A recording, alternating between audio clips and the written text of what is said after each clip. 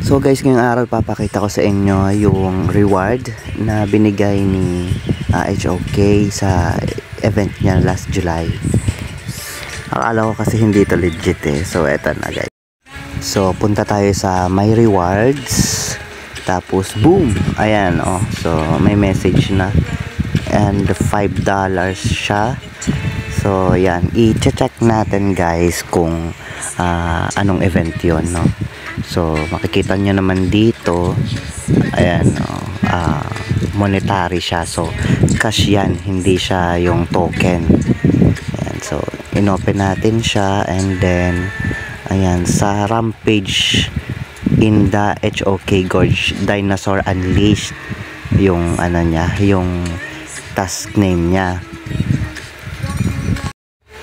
So ngayon, para makita natin kung ilang views ba yon yung $5 na to. So pupunta tayo doon sa may creator.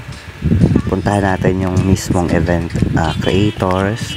Tapos babaguhin lang natin tong date dito. Gagawin lang natin July kasi naka-August na kasi yan eh. So ayan, i-click lang natin yung July, and then may event. Punta tayo sa may event. And then kung ayan sa TikTok, ako kasi ang meron lang dyan sa akin isa yung YouTube Shorts. So may 67 views ako dyan sa YouTube Shorts. Ayan, ito yung task na yan, Rampage in the HOK Chuchu Dinosaur, ganyan. So ayan, dalawa pa lang video ang sinubmit ko dyan. Ayan. So hindi pala isang video lang, dalawa pala yon. So hanapin nga natin yon kung ilang views ba lahat yung $5 na yon. So nandito tayo sa YouTube. Meron pang ilan yan? 6 ba yan?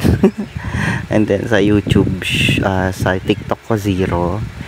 And then sa YouTube Shorts meron,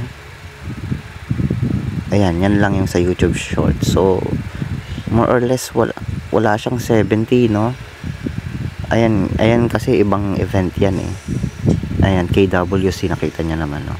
So 67. Tapos yung isang video ko,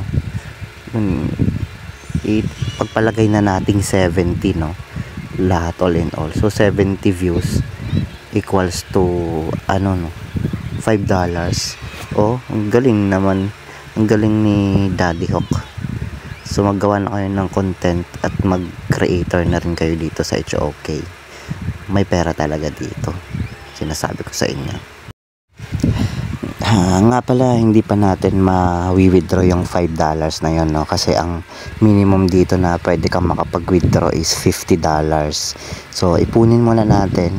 Hintayin natin yung mga ibang ayan, mga rewards na mga ibang video ko, and then pag nag $50 na, ayun, pwede na natin siyang i-withdraw. Yun lang, bye bye.